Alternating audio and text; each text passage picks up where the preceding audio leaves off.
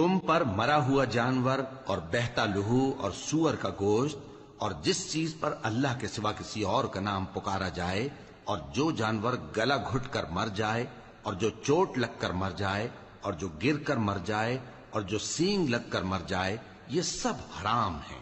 اور وہ جانور بھی جس کو درندے پھاڑ کھائیں مگر جس کو تم مرنے سے پہلے ذبح کر لو، اور وہ جانور بھی جو غیر اللہ کے آستانے پر ذبح کیا جائے، اور یہ بھی کہ پانسوں سے قسمت معلوم کرو، یہ سب گناہ کے کام ہیں۔